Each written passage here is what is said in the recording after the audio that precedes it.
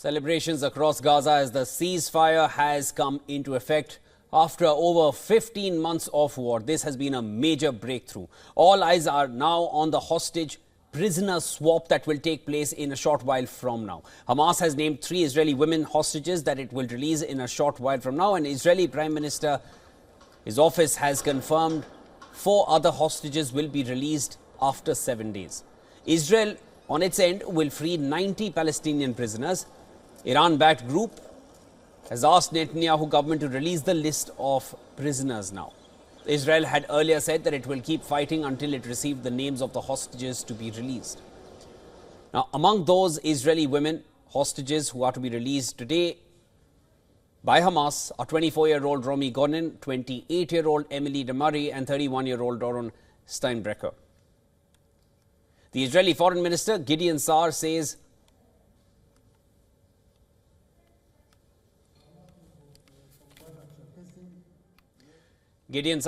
if international community wants to contribute.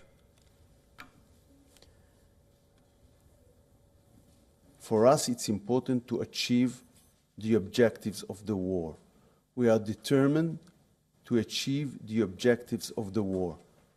The war itself is not an objective, but if we will not have another choice but to use, again, military actions in order to meet the objectives of the war, we will do that. Now, celebrations have begun across Gaza. Hundreds thronged to the streets of Gaza to celebrate this historic day.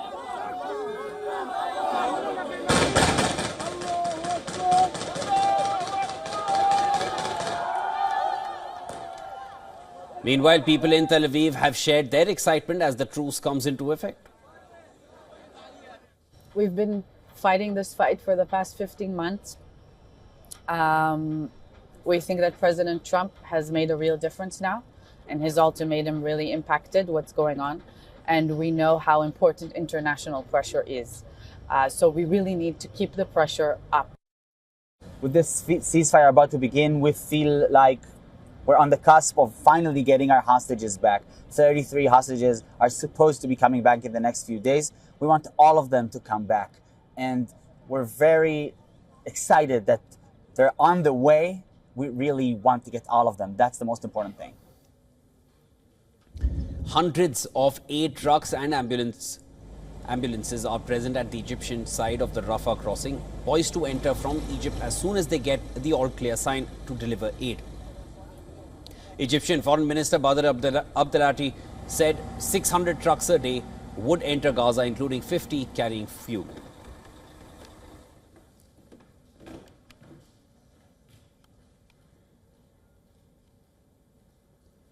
The Rafah crossing is the sole crossing point between Egypt and Palestine's Gaza Strip, which is a vital entry point.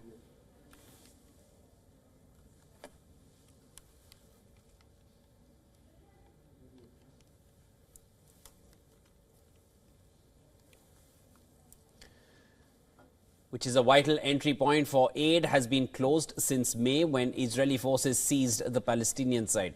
Now, according to reports, Israeli forces have started withdrawing from areas in Gaza's Rafah to the Philadelphia corridor, which Israel retains control over. Meanwhile, in a huge setback, for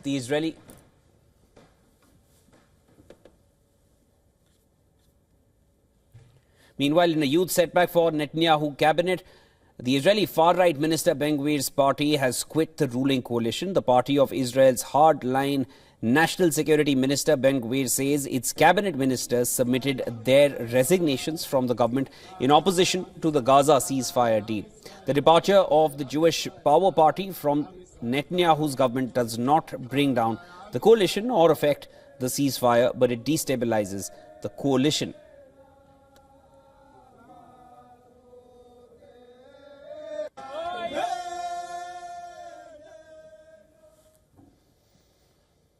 All right, to discuss matters further, we're now being joined by Daniel Rubenstein from Tel Aviv. He's the current Israeli citizen spokesperson and former advisor to Prime Minister Netanyahu. Daniel, thank you so much for joining us. Always a pleasure speaking with you. Your assessment of the ceasefire deal, how and where will this exchange be taking place?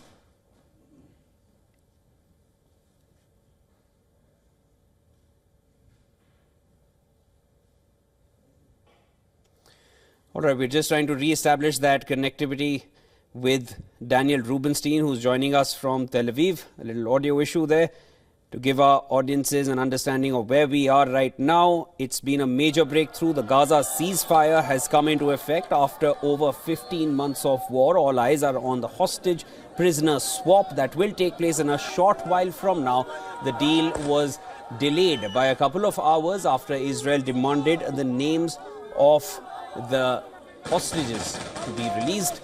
Hamas has given the names of 3 women hostages who will now be returned. In return, Israel is going to be releasing 90 prisoners. Now, this is day 1 of phase 1 of this ceasefire deal.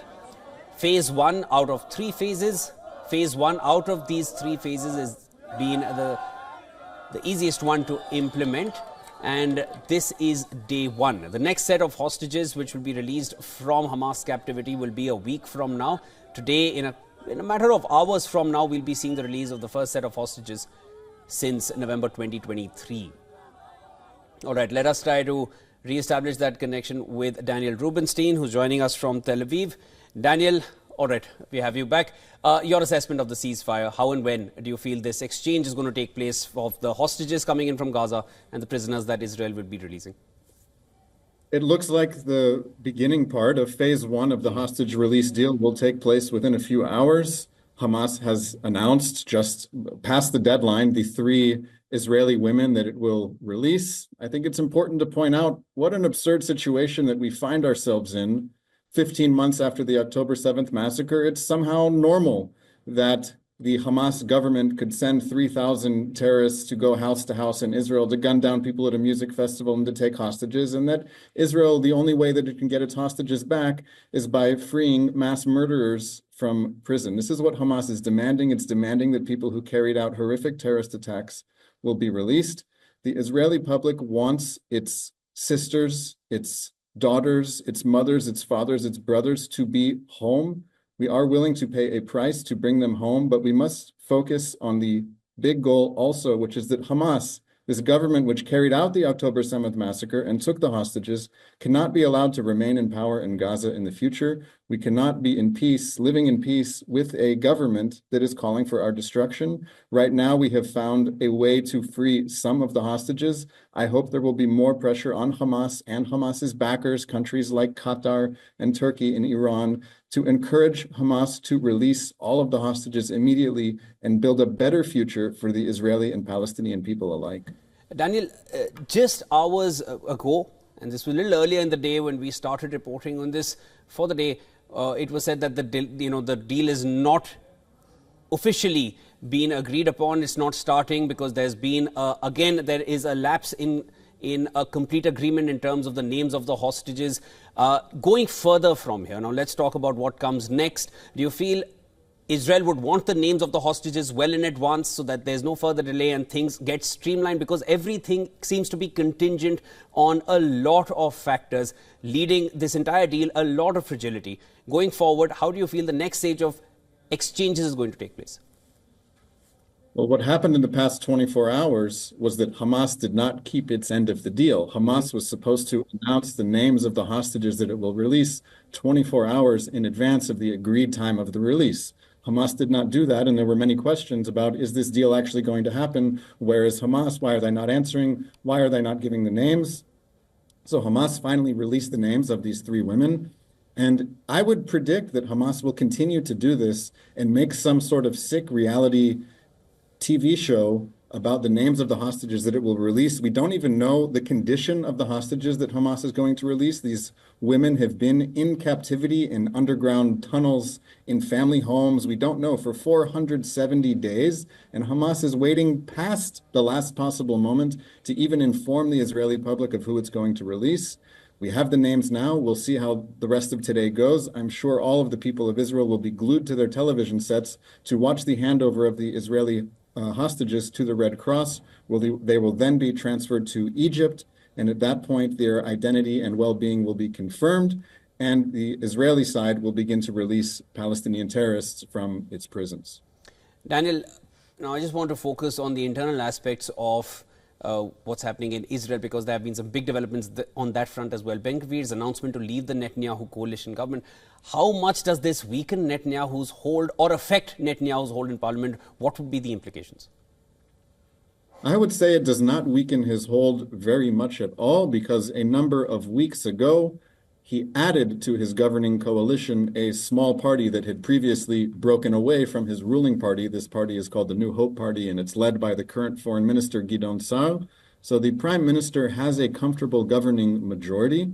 He did lose the support of one party as a result of the terms of this hostage release agreement, but the departure of Itamar Ben-Gvir from the coalition government may open the door for other parties that are currently in the opposition to offer their support, if not to the government itself, but to the hostage release agreement continuing. So it looks like that the current prime minister will be able to continue with his policy of releasing prisoners, Palestinian terrorists, in exchange for bringing hostages home who have been in captivity without any Red Cross visit for 470 days.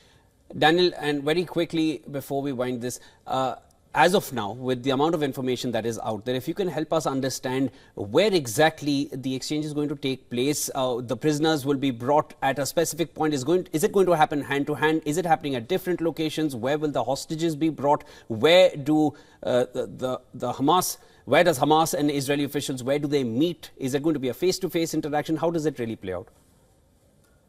We saw how it played out in November of 2023, when there was a hostage release agreement that saw the release of children and women and other humanitarian cases.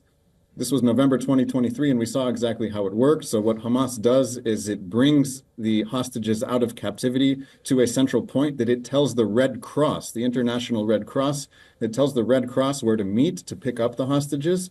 We saw last time that Hamas arranged basically a movie set with lights and cameras, that Hamas takes the hostages out of a Hamas vehicle, walks them to the Red Cross vehicle, and the hostages get in the Red Cross vehicle, which has no windows or curtains. Everyone is looking in and filming. The Red Cross vehicles then drive to the border with Egypt. Gaza has a border with Egypt. These Red Cross vehicles will enter Egypt.